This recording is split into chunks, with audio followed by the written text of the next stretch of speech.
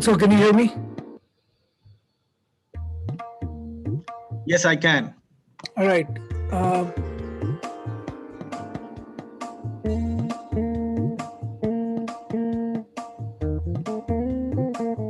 Do you hear the music in the background? Yes, I do. And we are online. We are live. Okay. All right.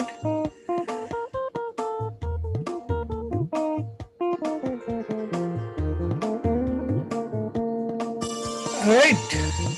Good morning, Utsala. How are you?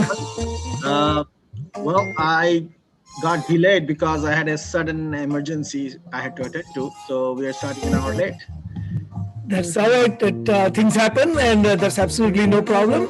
I want to, apologize to our viewers who might have logged in a little earlier at 11 o'clock. Although I did send out an announcement saying that we are going to be delayed. So now let's welcome everyone. This is Hindu Lounge, and this is Hindu Lounge episode number 41. It's been as exciting a ride as ever. We come to you live every week at 11 o'clock Eastern. Today was the first day we actually had to push it back to noon, but we are here every single week and we talk about contemporary American Hindu issues. Hindu Lounge is brought to you by Hindu Pact, which is the Hindu Policy Research and Advocacy Collective, an initiative of World Hindu Council of America, or VHPA. I am Ajay Shah. I'm the president of World Hindu Council of America, and with me, as always, is Utsav Chakrabarti, and he is the executive director of Hindu Pact. Utsav, welcome, and we have an exciting topic for today. There's a really great survey that was done by Carnegie Endowment for International Peace, the Johns Hopkins University, and UPenn. And this is a survey on Indian American attitudes, and it's a scientific survey, and we'll get into it. But before we do that, I want to give you an opportunity to welcome our viewers to this particular episode of the Hindu Lounge. So now on to you. Well, we are looking forward to a fantastic discussion because the content of this survey is really exciting and interesting. It tells a lot, and by not talking about certain things, it tells a lot more. So we will be diving into it and discussing some of the things that were discussed. This is an hour-long show, so we may not be able to cover everything that was discussed in the survey.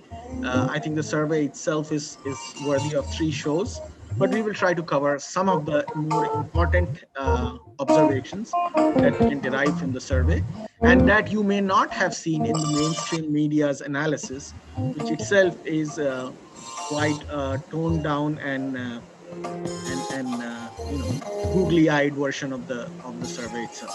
Hey, So we are going to look into it. great, Uchara. And I don't know if anyone, if you noticed, but we have, last week, so I had a couple of versions of the intro music. And last week I played the version that was actually supposed to be deprecated. I have a newer version, and I ended up playing the older version. So I don't know if you heard the newer version, which is much more perkier.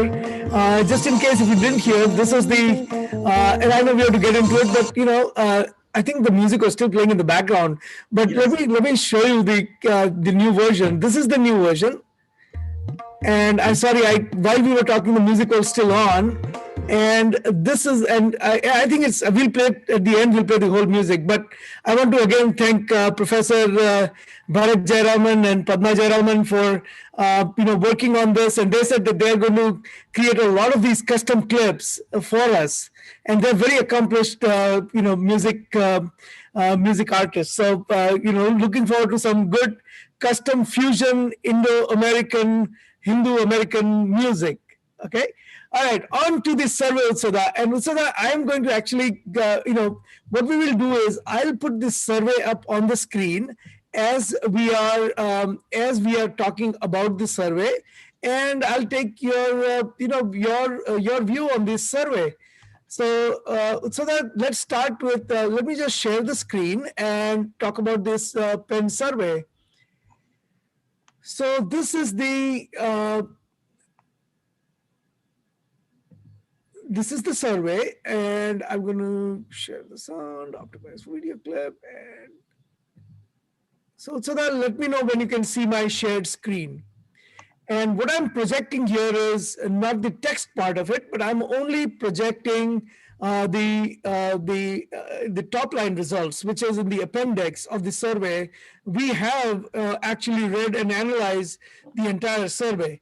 I should acknowledge the people who did the survey: Samitra Badrinathan, Devesh Kapoor, and Milan Vaishnav. These are the three people who did the survey on behalf of Carnegie Endowment for International Peace, John Hopkins School of Advanced International Studies, and University of Pennsylvania. Okay, on to the survey. So, many sections, and the survey is centered around 7 key questions. And also these 7 key questions, and they're very systematically built questions, right? So these 7 questions, let me just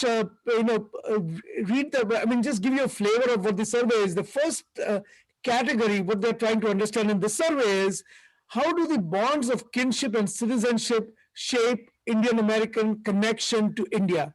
Okay, so they're saying, Ajay bhai, let me interrupt you for a minute. Is there a way we can make the screen more zoomed in, so that we can focus on one small portion of the survey and then pan down? Because at this point of time, I don't think people can see or read the entire, what we are projecting on the screen. I think people cannot see that text. So how we may about have now? to. How about now? That's much better. So I All think right. that we may have to zoom, pan around, but this is, I think, much more That's no readable. problem. That's no problem. So for a second, it will stop sharing while I read the categories of survey. Okay, results. So categories are, how do the bonds of kinship between the citizenship shape Indian American connection to India? So they're trying to understand what is how connected do people feel? How connected do people feel with India? The second category is, what are the personal and cultural outlets do Indian American pursue in order to remain engaged with India? So how are they engaged? What are the things that make people connect to India? The third one is, how do Indian American assess the state of democracy in India? So now we are starting to get into more current affairs and politics and things like that, right? The fourth one is, how closely do Indian Americans follow politics in India? And what are the political leanings and partisan identities in India? The next one is, how do Indian American view contentious policy debates in India? Do Indian Americans exhibit views that are similar on comparable policy issues in America and the United States? I mean, this is a little bit interesting kind of out of touch because the original, the yeah, the original. Manoj Bala Tiwari ji is saying I cannot see. Manoj Balaji, I've just stopped pausing for. I paused the share for just a second while we talk about the categories, and then I'll move on to the actual survey. Okay, so please hold on. In 1 second, you'll be able to see it. And what are the sources of news? How do Indian American? Finally, how do Indian Americans view the U.S.-India relations and the U.S. effort to lend diplomatic support to India? So these are the broad categories.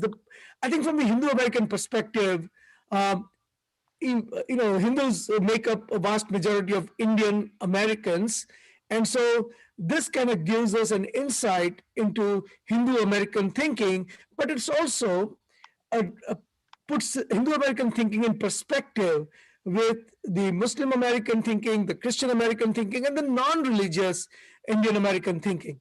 Okay, so with that, so that let us dive into uh, let us dive into the survey, and I think I must mention there's a statistically significant survey done by YouGov, 2.5% margin of error in either direction, and also I think it was online survey about 155 questions, and the first part of this survey was the one that was actually done. That was released. Actually, it was done in September. The first part was actually released before the presidential election in September. So this is a follow-on, and I think they have one more follow-up that will come after this. So with that long intro, let us move on to the actual survey questions. So that you can see here, and I hope you can still read it. If you cannot, I can make it even bigger. No, I think this is very much readable. Yeah, Okay. that's All right. I will give you my 2 cents on the first set of questions. We don't need to spend too much time on it, but I think the good news is that there are about, I would say about 50% of the survey respondents who are either very or extremely connected to India, and 31% are somewhat connected. So 81% of the survey respondents feel connected to India.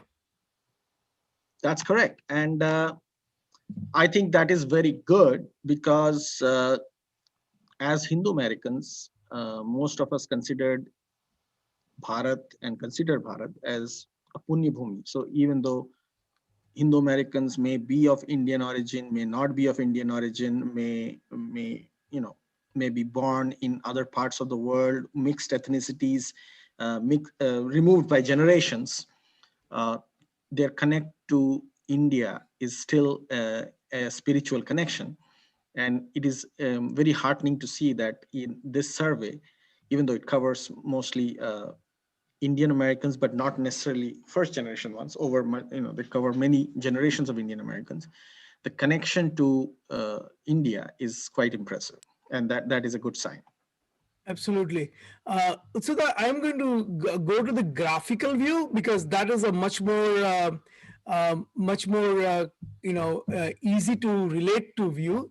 So let me go to a graphical view of this survey, so our viewers may actually be able to relate to it a little bit better. I'm sorry, I've been kind of fiddling around with this a little bit, but I'm just trying to figure out what's the best way to present this. So here we all the viewers. Yes, yes, it is readable. Perfect, Yes. perfect.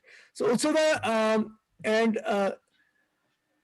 Manoj Balaji, if you cannot see this, please do put it in the text. And I want to actually thank Dhavalji, Parmo Mishraji, and CL Monday. I can't read it properly, but CLG, who has joined us many times before. So, CLG, thank you for joining, and others who have joined. So that you can see here, this is so most still feel connected to India. Um, I think so that this you can see. Uh, Any comments on this? We have annotated it, but I would like to get your view on this. Well, what is interesting is that this shows that a lot of people, as we have discussed, feel connected to India, and a lot of people donate to Indian based charity organizations, including religious ones, and that is a that spans across generations.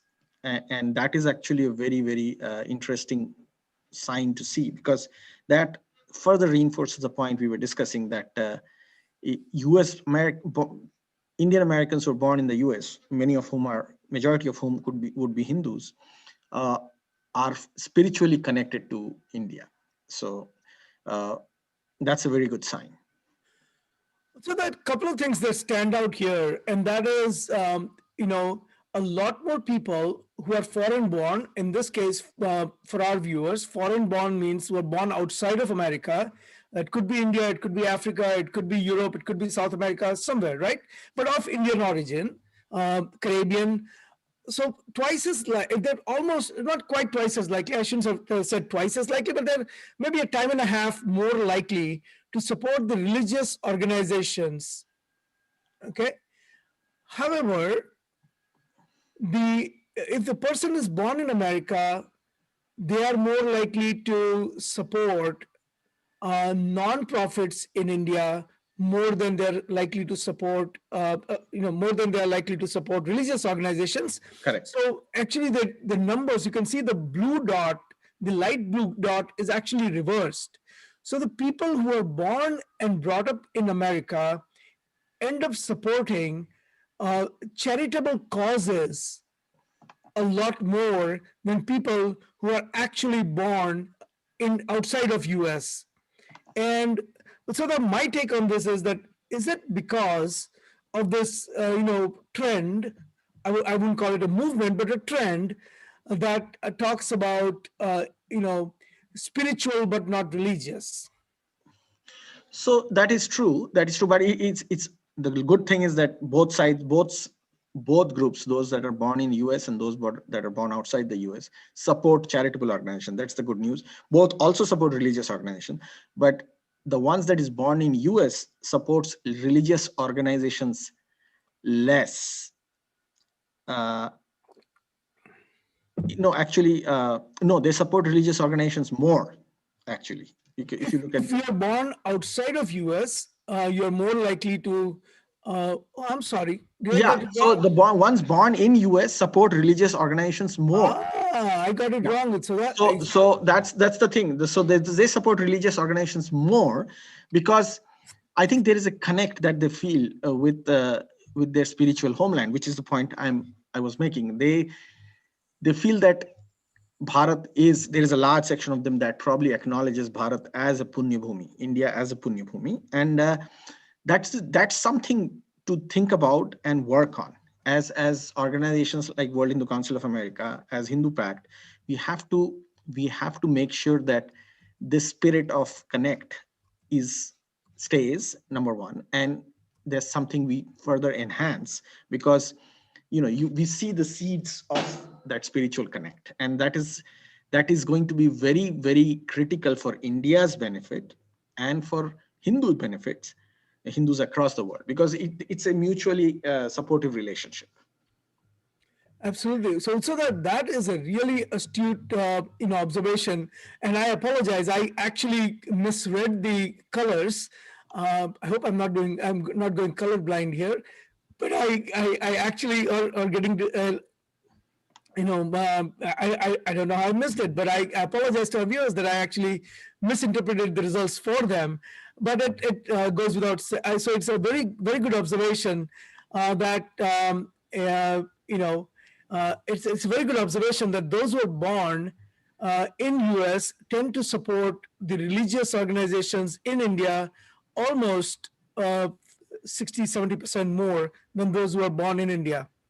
And I think so that it also actually this validates one of the beliefs that I've always had based on my observation, that for people who are born in America, it is not the Indian identity that matters as much, but it has to do with more about their Hindu identity. It's not the linguistic identity. It's not the the regional identity. It's not the caste identity, but it's the overall Hindu identity that's much more predominant than the identity that India offers, and that uh, Hindu dharma being a global dharma actually stands out here. So, someone who has a handle, what's going on, has said that is that the age group 41 to 61 communicating with Indian family and friends? I think foreign born Hindus support many religious organizations in India. You are correct, and that point is well taken. Thank you. I don't have the age group breakdown here, so I won't be able to.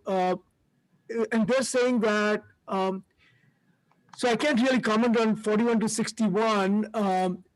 That is the one on this right hand side you see is a sample size. On the second, so would be great if we name X and Y axis. Well, so the name axes are named. The It is only a single axis. It is not x and y axis. There is no y axis. It's only the x axis, and the x axis represents the percentage of survey respondents who have engaged in a particular activity. The survey is available online, and you can just do a Google search and download it. But there is only a single axis, and it represents the engagement for that particular entity that is on the y-axis. All right. So going down a little bit, you can see here that uh, dimensions of cultural connectivity. Again, this is a single axis graph. Only the x-axis matters, and it represents percentage. And you can see the connectivity. So interesting thing, Utsoda, the connectivity centers around. So in one thing, obviously, if you're born in India, then you're much more affinity to Indian movies and Indian food and things like that, right? Although the food is fairly universal, you can see 67% versus 75% have eaten Indian food in last month. But the more interesting part is that when it comes to dance, music, and art, these turn out to be the cultural glue, and and that is same whether you're born in India or born outside India. So it seems like even though the number is small, so that 36% compared to say food is 75% and movies is 68 and 51%, but I find the 36% music and art interest to be more interesting. What do you think? So I think this points to a very telling trend in the community, and it also shows the community's confidence in certain things and lack of confidence in certain other things. So the Indian American community, which is also largely a Hindu American community, is very confident about Indian food because it is a mainstream. It has been mainstreamized. Americans in general, the community, it's mainstream in America. It's cool to eat Indian food in America, and you can see that with the high number of percentage of both US born Indian Americans and non-US born Indian Americans practicing in partaking that, 67 to 75%. So because Indian American food is mainstreamed in America, it is the Indian American feel less hesitant to run away from it or to shy away from it. They own it. They feel confident about it.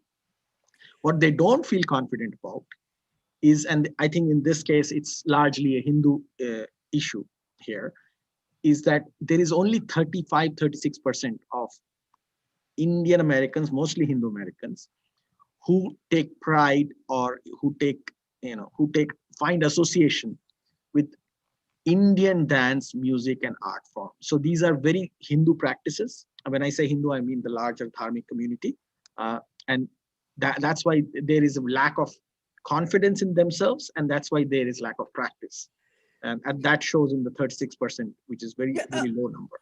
Actually, so I mean, I think somewhere later in the survey, we'll see that there are about 25% of the survey respondents were not Hindu. It seems like, I mean, there's no real characterization, but if you read between the lines, it seems like a quarter of the respondents were really non-Hindus. So if you remove the 25%, then it's about half of the survey respondents who enjoy taking part in and enjoy the Indian dance, music, art, such as whether it's a classical dances, classical music, dandiya, bhangra, things like that. So these are all Hindu practices, all centered around some dharmic tradition, whether it is a festival, whether it's a temple worship, or something or the other. And half the Hindus are still associated with these dharmic practices. And so I don't see this as a negative. I think that people who are non-Hindus relate to Bollywood songs and dance, and that is reflected in the first question. But the remaining uh, take part in uh, take part in the classical art forms. Moving So on to yeah. go ahead, please. No, so the first item, that if you scroll down just a little bit, the first item, which is Indian movies, which is basically Bollywood here. And again, as you can see, Bollywood has got a lot of charm and influence on people who are born in India, most likely, or people who are born outside America, Indian Americans who are born outside America. They continue to be strong followers of Bollywood. American born people also strongly follow it, but slightly lesser than outside. So that, as you can see, the most confident aspect of the Indian American cultural identity is the Indian American food, which is Indian food, which is mainstream in America now.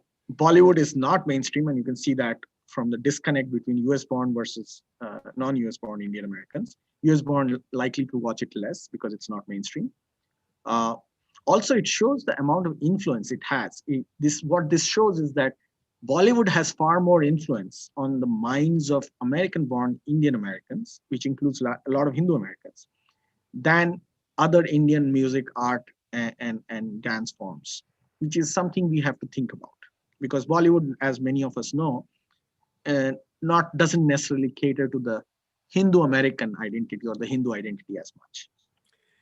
So one thing is interesting here that um, second generation Hindus and Indian Americans are generally not not as conversant with the Indian languages, and Indian movies and television shows are in a range of Indian languages, whether they are in Hindi or Bengali or Marathi or Gujarati or Tamil or Telugu or Kannada or any number of languages, right? So, despite of not being that conversant with the language, people are still half the U.S. born Indians have a liking for Indian movies and televisions. Now, I would think, and that if that number is decomposed further into second generation, third generation, or fourth generation U.S. born, or outside, or then you will see the breakdown, which is quite different. I think that number will trail off as the generations, as you go down further in the generations of U.S. born Indian and Indian Americans. True. Right. So now moving on, now we're talking about the India's trajectory. Okay, this is interesting because here is what the difference is. I point this line because I want to point out a difference. The survey year is different from the survey that was conducted in India by Ipsos, which I believe is India Today's survey arm, where India Today survey arm Ipsos survey found that 72% of Indians think that India's trajectory, is in the positive direction, whereas people sitting in America found the other way around. So if you look at it this way here, the view of IAAS, which is this particular survey respondents on India's trajectory, are markedly more pessimistic than the view of the Indian population as a whole. According to June, July, about the same time frame, Ipsos survey, 60% of the Indians reported that India was on the right track. Conversely, Indian Americans' assessment of the United States is roughly on par with the other survey data. The Ipsos survey found 72% of Americans believe country was headed. So this is comparing with America, but I want to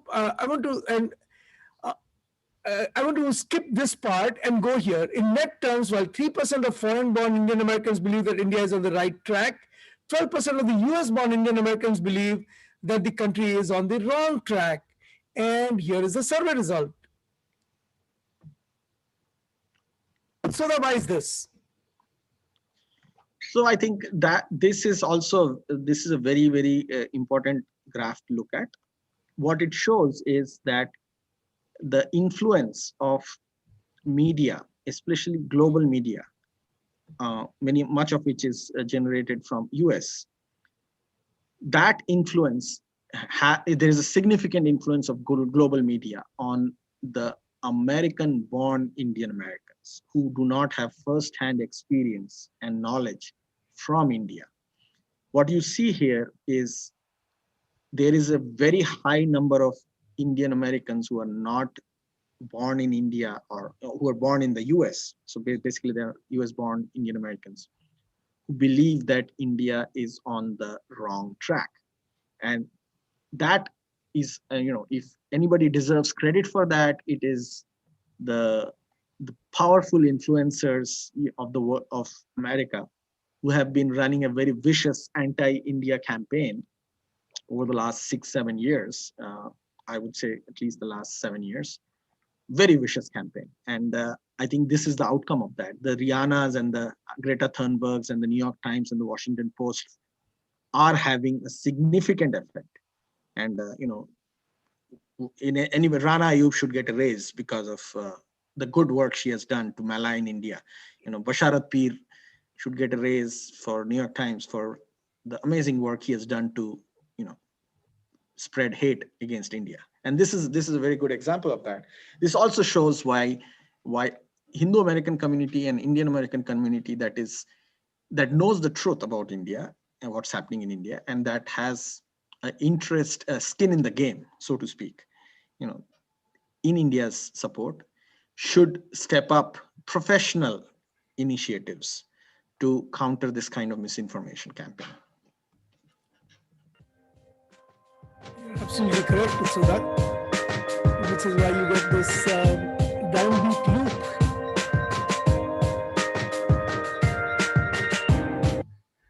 Or I can I can say that um, Indian community in US or the Hindu community in US has not figured out, and with all candidates, I mean, we represent a premier Hindu organization in America, one of the uh, oldest and the biggest Hindu organizations in America. And I must say that we haven't figured out, as Hindu advocates, how to correct the misinformation that is out there. And I know that people who are Hindu activists, who are Hindu advocates, would probably write to us, will call us and say, why would you want to say that? And I just believe in being candid. If Hindus in America, Hindu activists and Hindu advocates in America had done a good job, we would not see the discrepancy. We would not see the discrepancy between uh, the survey results that is taking place for the trajectory of India from when you do the survey in India versus when you do the survey in America. People sitting 10,000 miles away have a completely different picture because the media has really built a negative portrayal, a negative narrative, if you will, of India. Um, but the surprising thing with Soda is that if you really look into this, most of the people consider themselves to be supporters of India. Now, 17% are outright strong supporters of India. Okay. 35% are pro-India, but is critical of some of the Indian government policies. Um, 23% are generally pro-India, but also critical of many of the Indian government policies. And then there's 7% who are just not pro-India at all. I mean, I think that's the Kshama Sawant crowd or the CARE crowd or IMAC crowd. Okay, they're never pro-India. It doesn't really matter what India does because these are the Tukre gang. And so tell us about the 7% first, and tell us what Tukre gang is. Well, the 7%, which is generally not pro-India, would include anti-India elements, separatists, Islamists, fault line fishermen, and people who want to divide India, don't want to see India as a country, to exist. That's 7%. We know who those people are: the Shama Savants of America, and Indian American Muslim Council, or you name it. There are a bunch of them all over US, passing city council resolutions against India. What you see is the 23% is the crowd, which is actually what we have to look at. The 23%, which is generally pro-India but also critical of India. That's the crowd which is being influenced by the New York Times, the Washington Post, and the a multitude of propaganda campaigns. The toolkit. That's the audience that is getting influenced by the toolkit narrative, as many of you guys may be following. And that is the crowd that the Pramila Jayapals and the Ro Khannas of the American public space. They think India should survive as a civilization, as a country, but they're heavily influenced by the propaganda and the targeting that goes on against India through mainstream media. And there's also where the money is. That is the audience that is flush with money and is spending its money to enhance the anti-India propaganda, and by extension the anti-Hindu propaganda in the US. So that's the 23% that is up for grabs. The 35% you see, which is generally pro-India but also critical of some of Indian government, that is the crowd that has the potential to become the 23%, and that is now getting influenced more and more by the New York Timeses of the world. They generally have some connection to ground level influencers in India and ground level issues in India, so they are not fully brainwashed or fully they're not fully influenced by the propaganda against India. And they also tend to be more likely to be Hindus, because that's how they have the spiritual connection, and they have hope in the Indic civilization, and that's why they see things in context, and they're more informed. That's the 35%, but they are also the target of the 7% and the 23% that I discussed before. So I kind of beg to differ a little bit on that, right? I think that the 17% I think are the generally what I would consider to be Hindu advocates in some fashion or the other. Yeah, they are Hindutva people. They are Hindutva people, right? Yeah. Although I don't want to label them as Hindutva people, I want to say these are the people who understand what Hindutva really is, because Hindutva, as we have said, is not the labeling that the left has done, but Hindutva is the essence of Hindu Dharma. And the people who can distinguish between the essence of Hindu Dharma being Hindutva and a negative label that is applied to Hindutva by the either it's the people of other faiths or people who are leftist or whoever, that is the one that distinguishes this 17% who thoroughly understand that it is because of Hindutva that that India has this rich tradition of diversity and inclusion and acceptance of all faiths, right? 35%, I think, are generally, and some of the following questions that we're going to look at, they will bear out that these 35% are very close to Hindutva. And these are not people who are likely to be just willy-nilly influenced by people who are 7%. I think these are the 35% of the people who are generally supportive of, as we'll see, in survey questions below, are generally supportive of Prime Minister Narendra Modi, are generally supportive of BJP, are generally are much more closer to 17% than they are to the 35%. There is, as you can imagine, I mean, just as the 17% of Hindutva, pro-Hindu people, pro-Hindutva people, pro-India people, pro-Hindu Dharma people would try to influence the 23% category, the 7% will try to influence the 35% category, because these are, in some ways, these are the people who are open to being convinced. Whereas, there's no convincing of the 7% of generally not pro India, and there's no real convincing of people who are generally pro India and supportive of Indian government's policy. The positive news here, Utsada, is that 2.5 times more people are generally pro India than people who are generally not pro India. So that advantage has to be leveraged when you go to the city councils and where the anti-CAA resolutions are being rammed through in total darkness. The 17% of the people need to become more educated, more of vocal advocates. And some of the questions below actually will talk about that, right? Because that is the part where there's that is the next one. So combine this with if you had any comments on the previous slide with the slide here. What does this tell you?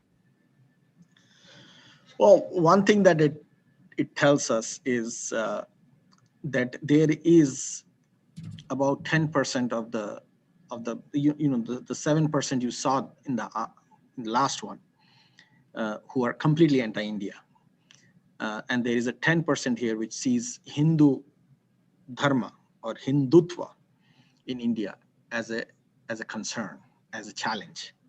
So you can see that 7 to 10% is out of the 10%, 7% actually doesn't want to see India exist as a country.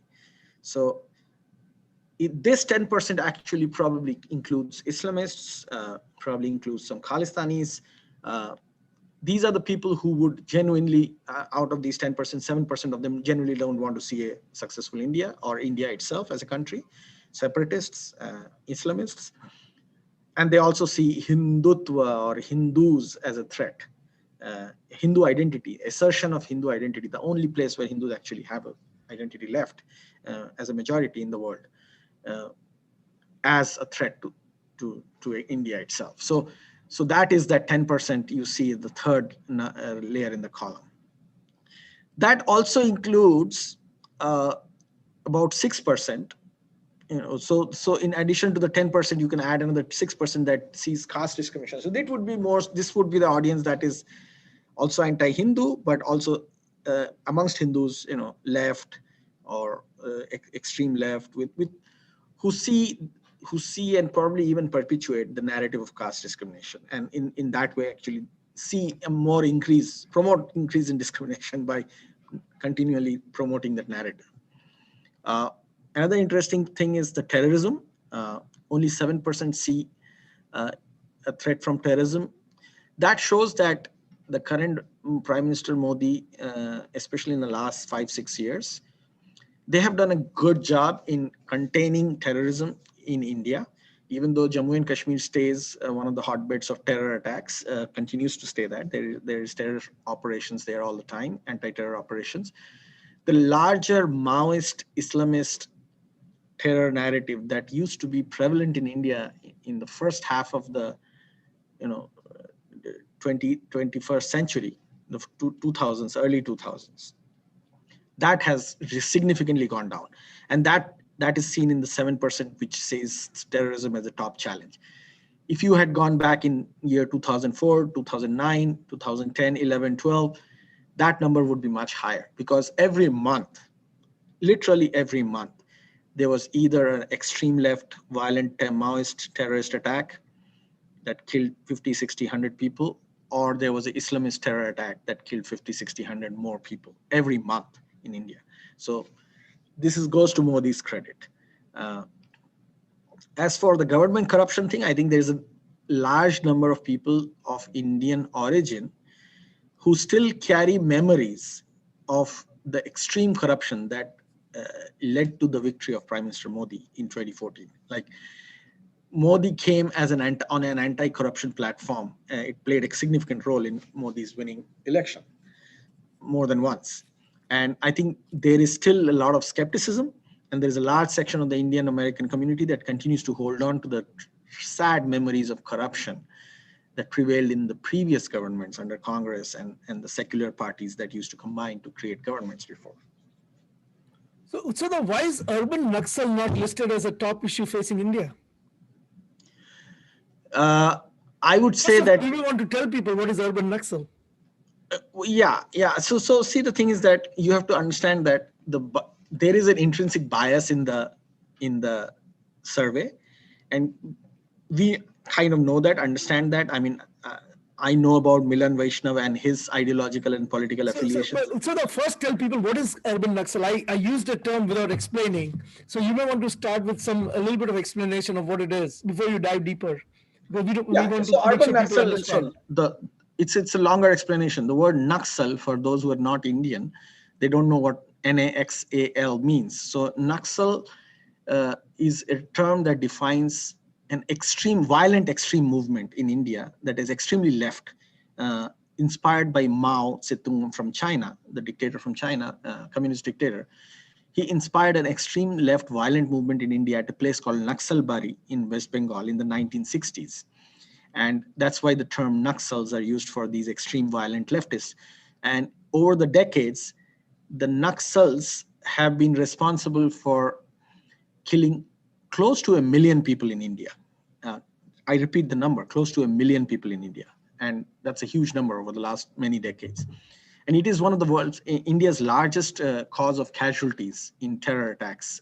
Innocent people, poor people dying all over India. And almost parallels the extreme carnage that was raked upon India by radical Islamists over the past decades. So that's the word Naxal means. Urban Naxals means that there's a section of the educated urban elite, mostly English educated, often well-to-do, upper middle class and rich class background people, who find a romantic association and support for these violent extreme leftist people. And they're called urban Naxals. They don't themselves often participate in violence, but they support and find moral grounds to encourage the violence that is wreaked upon the people of India by the violent left. So that's the term urban Naxal means. So I find it interesting that religious majoritism is considered to be the biggest challenge by 10% of the survey respondent. And I say this because of this. India has, compare India with America. Okay. About 70, 80%, 90% America is Christian. India is about 80% Christian. Right? A Hindu. Both are democracies. Both are, have established their credential in terms of, continuous elections and, people's representatives kind of ruling the country since independence. All of that, right? Compare the two democracies. In India, we have separate civil code based on religion. In India, in many states, the Hindu educational institutions, Hindu temples are controlled by government, especially the temples, right? In fact, the temple money goes to government, and the government then distributes it to even non-temples and non-Hindu institutions.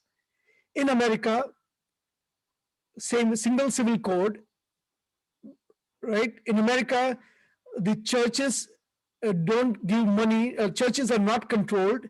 The church boards are not appointed by the government. The church funds don't go to the government coffers, right? In India, Hajj is subsidized. In America, Hajj is not subsidized. And yet, people living in America of Indian origin talk about religious majoritism in India. I don't want to ask you about India, okay? I don't want to ask you about India because I already know your view. Everyone knows your view. We hear you every week. I want to ask you this question differently. At what stage these same people will say that religious majoritism and religious intolerance in America is an issue? What percentage of this, these kinds of people who are voting 10% here, what percentage do they have to attain for them to make that statement about America? Don't talk about India. Talk about America.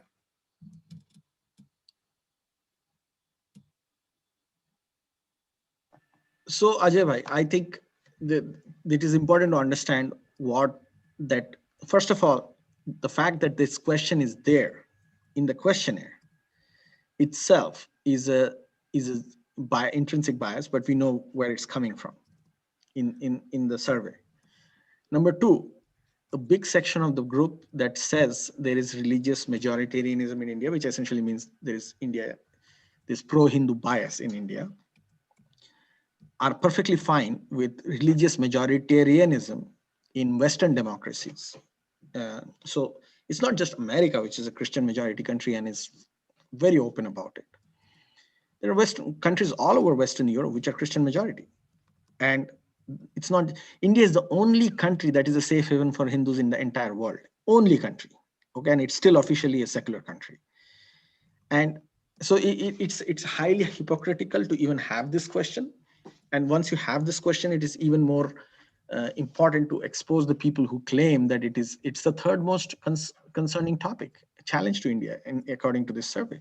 So that shows the intrinsic, I have to say it very clearly, it's an intrinsic anti-Hindu bias across the platform in this survey, and as well as amongst the respondents who support that narrative.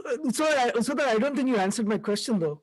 What percentage of these people would it take for them to call America a religiously intolerant and religiously majoritarianism country? I'm not talking about India.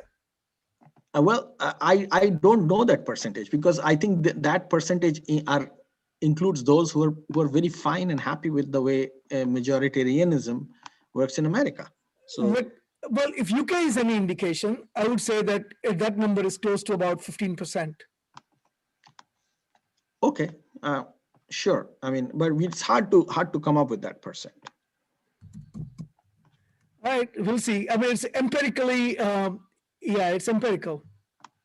Correct. So Ram Tiwari has said that this survey is too small, may not be truly representative. So I put it in the chat already. So Ramji, the survey is scientific. It's a 1,200 people survey on a randomized survey. Generally, for the entire American population, for survey error about, I think they go up to 2 sigma, if I'm not mistaken. But this goes for 1,200 people constitutes about 2.5% error, which is what, 3 sigma? So that 2 sigma. So basically, it's 97% accuracy plus so 2.5% variance on the survey. So it's fairly accurate, I would think. So that what I found interesting is that overall, this, as interesting as this is, right? This second part of this survey is actually more interesting. So here, instead of asking the top challenge, they're asking, name the top 3 challenges.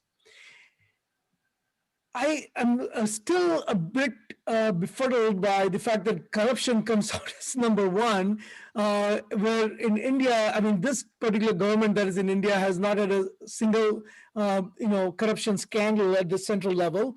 Be as it may, people carry that impression. What I found interesting with Soda is religious majoritarianism is by 10% plus 8% plus 7%.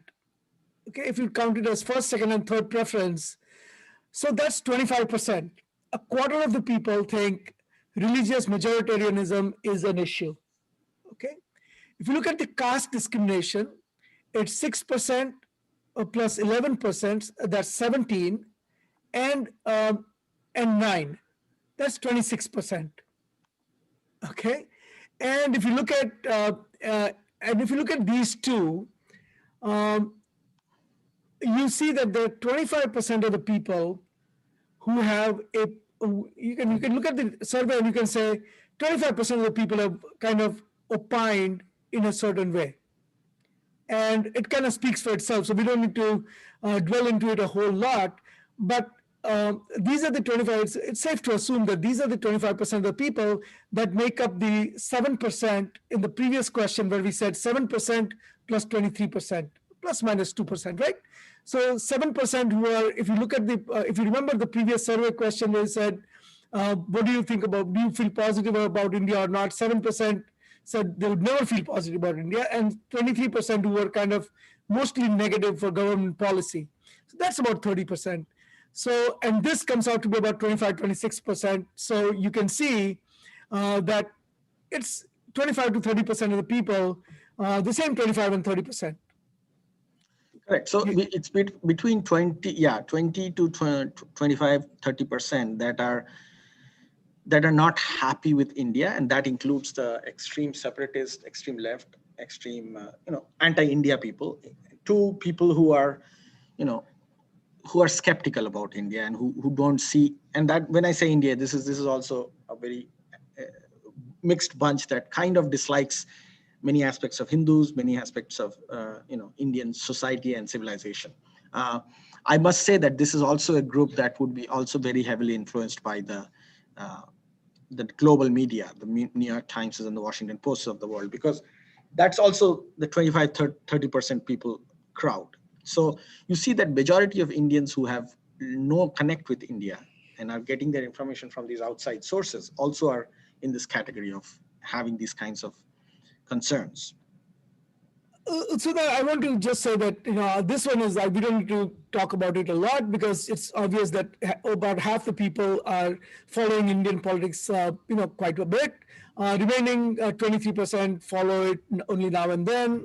Remaining 16% probably teenagers born and brought up in US, or three generations removed from India, don't really care.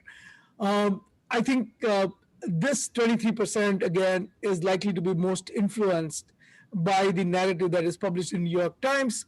Although I must say that the most political activist kind of people are both sides, or all sides, I should say, are embedded within this 21%.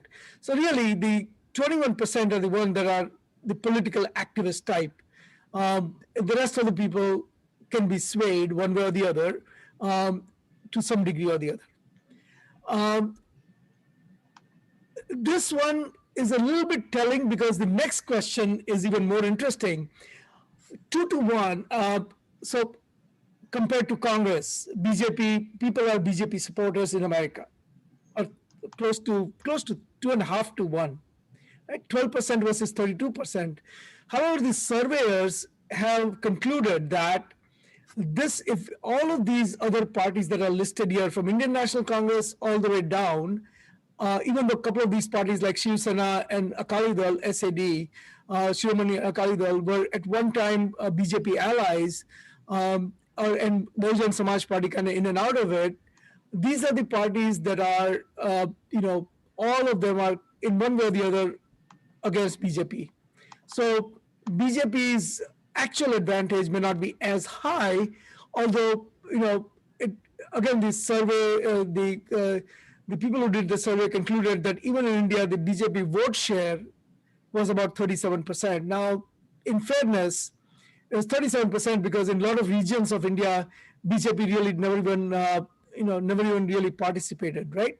So if you look at Tamil Nadu, Kerala, West Bengal, not West Bengal, but especially in Bengal and Kerala, even some parts of Andhra, BJP had really, and Telangana, BJP had really no standing. So, but what is more interesting with Soda is that 40%, even if you look at it, 32% of people support BJP, but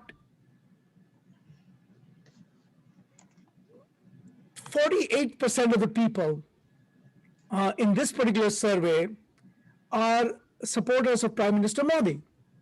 Now, This is less than what the survey Ipsos and other surveys in India have found, where Modi's popularity is between 60 and 70%, which shows that even outside India, where Prime Minister Modi was vilified for a decade,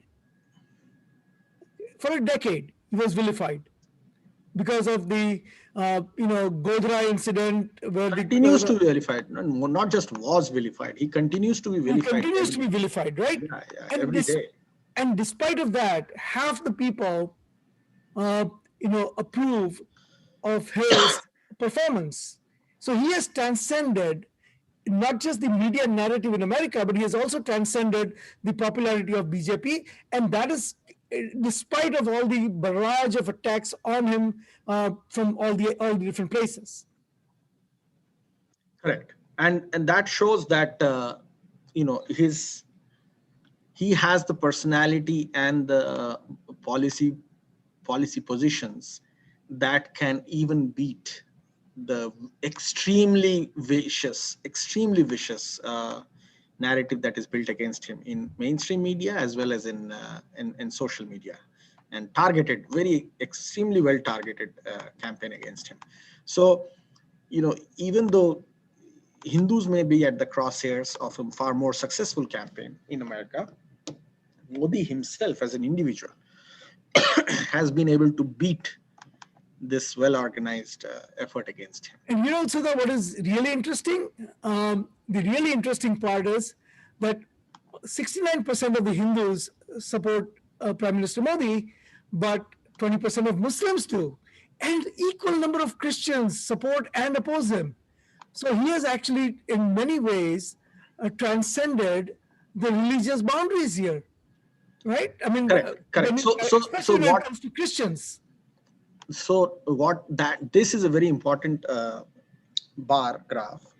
What it shows is that despite efforts by that 20-25% anti-Hindu, anti-India responders, Modi has managed to remain popular amongst Christians, American Christians who are of Indian origin, and that goes against the narrative that is popularly promoted around the world, which is Indian Christians and Muslims, and nowadays even Sikhs, are not happy with Modi. So that completely transcends, breaks that publicly promoted narrative. It also shows that the influence of US based Christian evangelists on Indian Christians against Modi has been not been that successful. It also, this bar graph also shows that even amongst Muslims, there is a 20% audience that finds Modi to be that approves of Prime Minister Modi, which is, if you look at the global media and the way anti-India, anti-Hindu forces operate, Modi is literally portrayed as Hitler. Literally, like, you can just Google up and you will see how many times he is literally compared to Hitler. And despite that, you have 20% of the Muslim population supporting him. That is a very, very positive sign. And if only the New York Times and the Washington Posts of the world gave half the time some truth, I think this would even go up further in support of Modi. That's very well put, Sudha. I'm going to skip some of these questions because they're no longer relevant because the elections in America are over. But I want to come back to. I'm looking at the watch here. We have about 10 minutes or 12 minutes to finish this, so that I think we'll be able to mostly be done in about 12 minutes. So that I find this interesting. Rashtriya Swayamsevak Sangh, which is a Hindu organization, which is based in India, and BJP, the Bharatiya Janata Party, the party of Prime Minister Modi, traces its ideological roots as a sister organization to RSS, or one of the Parivar organizations, or family organizations rather, to also Rashtriya Swayamsevak Sangh. You can see that this is a thermometer rating. So what is the people's general feeling? And if you can see that the higher the number here means that the more favorability among American Indians. So 57% of the people are warm towards BJP. On the end, 46% are warm towards Rashtriya Swayamsevak Sangh. Now, even though N, which is the number of respondents, is smaller, 44% are warm towards Congress. So actually, not accounting for the actual sample size, uh, you can see that more people actually are pro Sangh than they are pro Congress.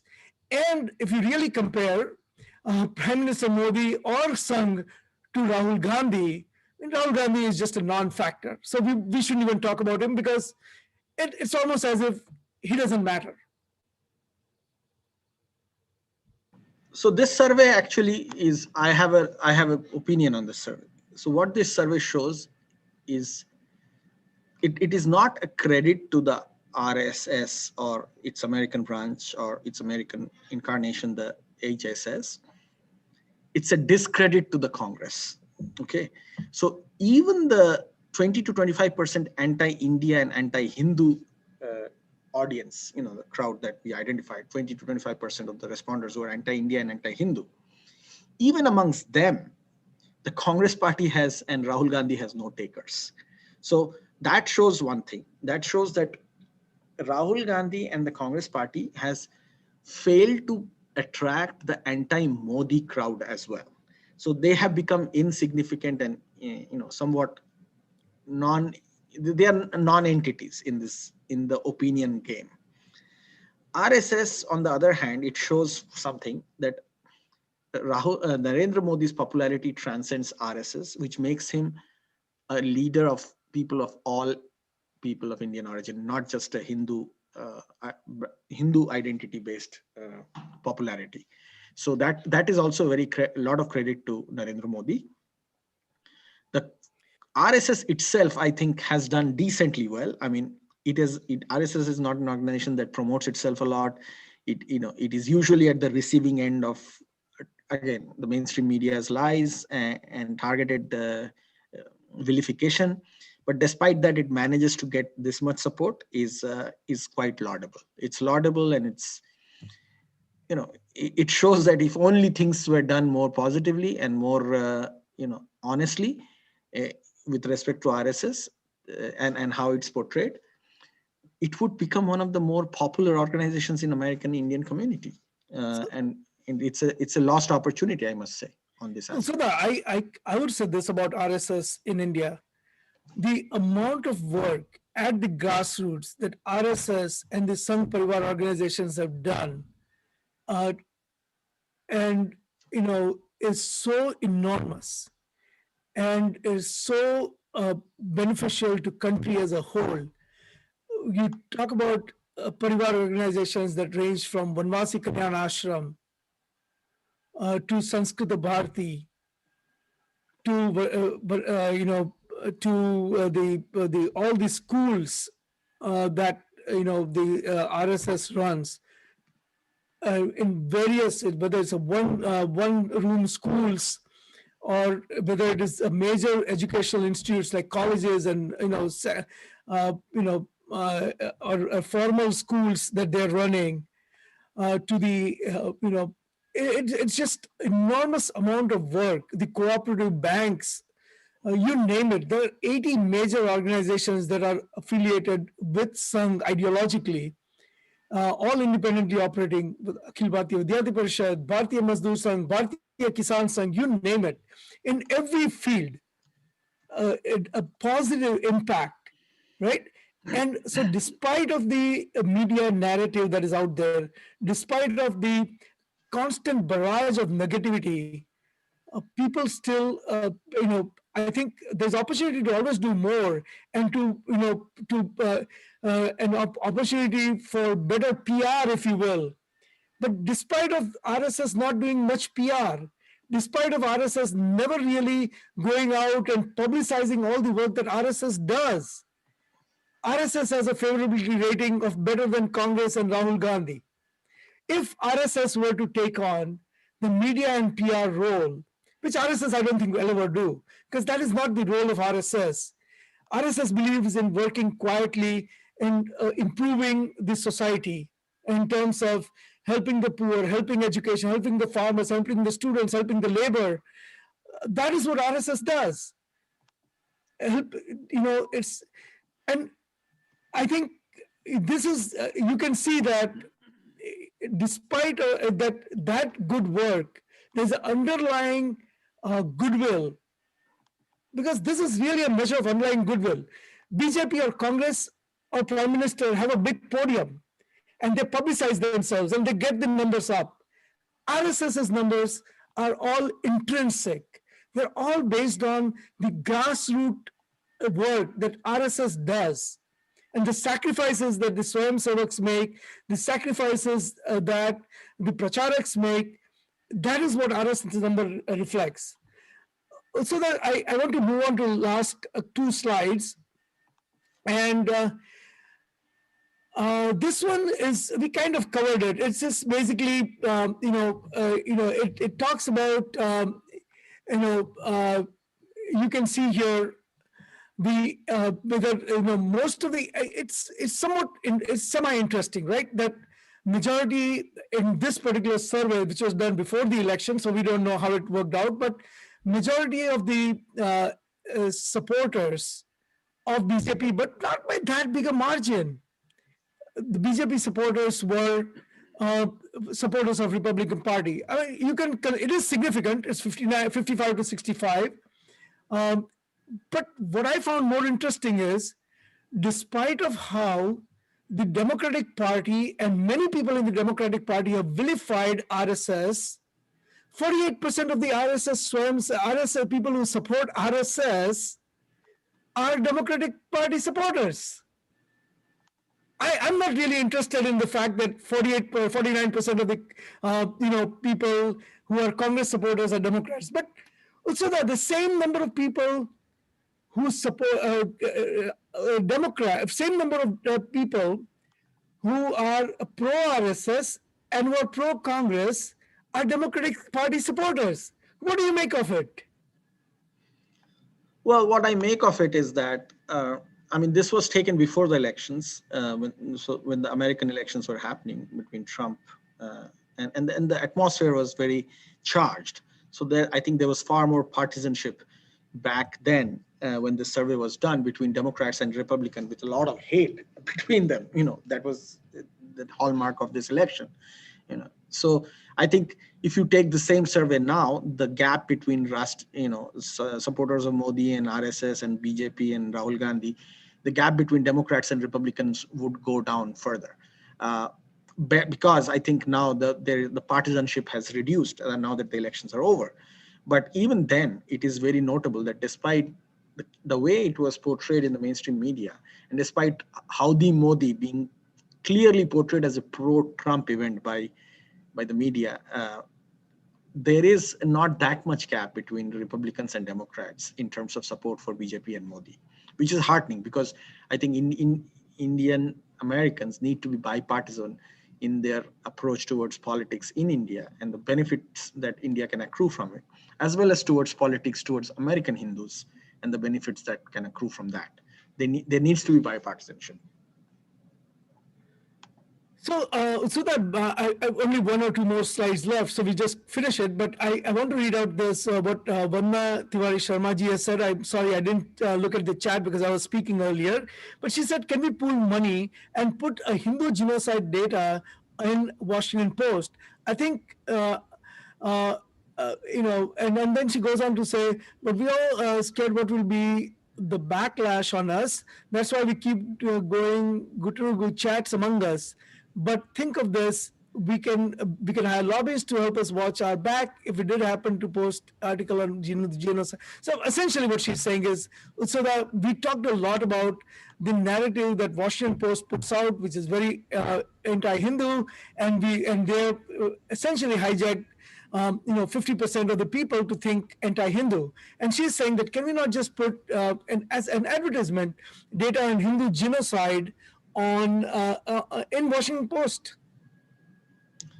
So again, Vandana ji, with as prominent members of the community, you all are aware that I think there is a lot of lack of understanding within our organizations about the need to be professional. That's the most important point I would make. I may face a little bit of criticism for saying this, but most of Hindu activism in America, uh, most of the hard work done on Hindu branding in America comes from people who are weekend warriors, or you know, or as you pointed out, they just do it amongst themselves.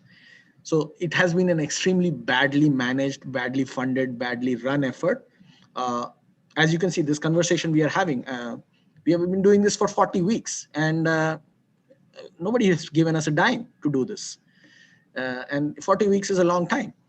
So what I'm saying is that if you want to play with the big boys, we got to have the things that are needed to play with the big boys, and that includes money.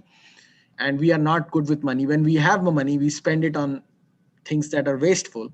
uh, I think it is important to develop talent, develop people who are full-time professionals, who will not only engage and educate politicians, but engage the public square, and do it consistently and professionally over a period of time. And when you do that over a period of time, you won't see the results today. I mean, one ad in Washington Post and one ad in New York Times, will spend thousands of dollars on it, will not bring us anything. The Washington Post is going to put a article um, demeaning that ad right next to the ad. Let me tell you that, and completely taking apart your investment. The investment has to be in the form of people working full time with the right amount of information, with the right amount of connections that will develop over a period of time, and with the right amount of courage and outreach. None of this is happening right now, and I'm actually surprised that we still have a good. This survey is actually far more positive than when I thought it would be, and it has a lot of inbuilt bias. But given the complete inefficiency with which we work, we could have been in a far worse situation than this. I don't share your pessimism, and I don't share your narrative either.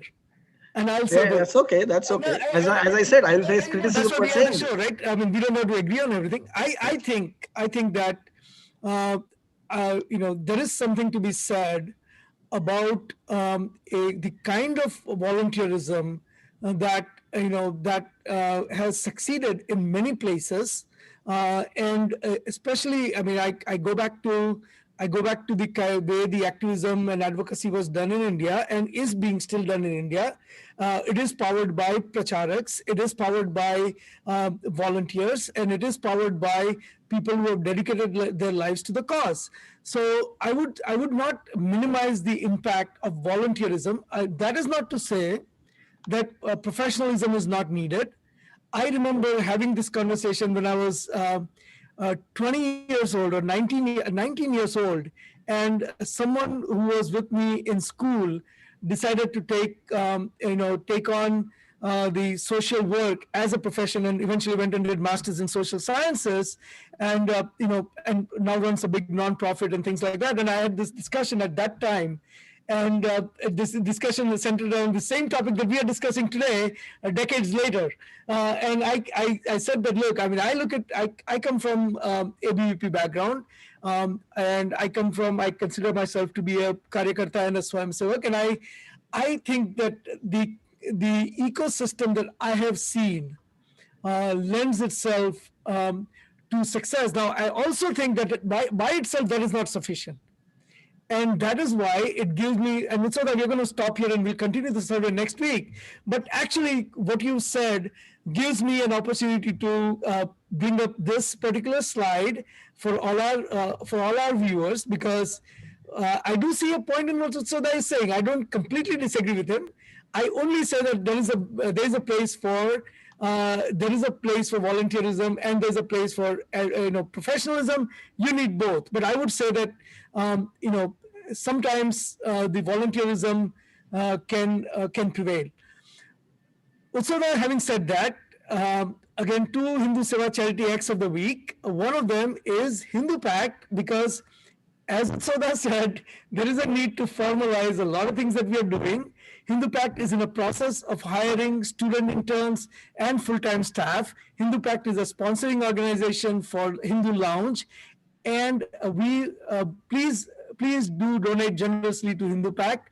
You can donate by just going to hindupact.org and clicking on the donate button and fulfill Utsoda's wish of having a formal professional advocacy movement in America. So please do it for Utsoda, and we will say that Utsoda, I No, give no, you. they literally do it for Utsavda, because then I don't have to go back and look for work in other places, and actually can do this work with full passion and energy. So yeah, literally do it for Utsavda. And also I think I just want to make a quick rebuttal to your point. I'm not saying there is no space for volunteerism. There is absolutely space for volunteerism everywhere, more so in India, because India has that culture. India has the culture of, but if you are going to operate in America, and if you are going to operate against the Rihannas and the Greta Thunbergs of the world, which I'm sure many of you are following, you just have to wake up to the reality and smell the coffee. And it's not going to be your weekend warriorship that takes us there. So Right. I'm going to be blunt and let me put it as clear as that. I understand. There is another cause that we need to also talk about, and that is the Uttarakhand floods. We, as compassionate Hindus, must do what we can to donate for the victims of the flood. And although there are only about 50 or 60, I shouldn't say only 50 or 60 people who have died, there are hundreds of people who are missing. So the only reason I said only is because the actual number of people who have passed away because of the flood um, is probably a few hundred. A lot of swaths of areas have been devastated, and there is really a need for donation. You can donate in multiple ways. You can donate by going to vhpamerica.org and clicking on the donate button, or we have a fundraising going on Facebook. So you can just go to our Facebook page, which is facebook.org/vhpamerica.org, and you can donate to the fundraiser that is already ongoing. Uh, every penny that you contribute, we will make sure is put to use for that purpose. So please do donate generously. And Utsoda, with that, I let's go to the let's go to the final segment of the week, and everyone waits for this. So here's a big drum roll for you.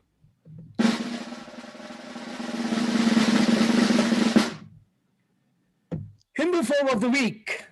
Tell us about Rinku Sharma. So I won't name the people who I'm going to call the Hindu phobes of the week, because they are still under trials, and they will be facing charges for the murder of Rinku Sharma, cold-blooded murder of Rinku Sharma. And this is, again, this is for those people who think India has majoritarianism Hindu politics. If India actually had majoritarianism Hindu politics, this wouldn't be happening. Number one. And Rinku Sharma was a young activist. He collected donations for the building of the Ram Temple in Ayodhya, a place revered by civilizations across Asia, both Hindu, Buddhist, and in non-religious communities in Korea, in Japan, in Thailand. And so Ayodhya is a spiritually important destination. And the temple of Ram Janmabhoomi is one of the most important shrines being rebuilt in this century for probably one of the largest group of people in entire Asia, and Hindus across the world. Uh, Thailand, Malaysia, Indonesia, all revere Lord Ram, all have their Ramayana. So he was collecting donations for rebuilding the Ram temple in Ayodhya, which was mandated by the Indian Supreme Court, nothing to do with the political party specifically. And he was killed by 4 Islamists who went into his house and stabbed him multiple times, even tried to burn the house so that there is no evidence left. That's how brutally it was done. And I call those murderers who are facing trial, therefore I'm not naming them, as the Hindu phobes of the week. And this is the reason why it is important to counter the narratives that the Washington Posts and the New York Times and the social medias and the Rihannas and the separatists around the world promote. And also Rinku Sharma had actually donated blood to Yes, one of these murderers' relative, correct. He had, and and there you go. The Hindu fascism narrative falls apart. there is On a that. and to claim and but the sadhus that were lynched a few months ago, and we did an entire show on that. To weekly, there's these kinds of incidents leading up to the Rinku Sharma murder.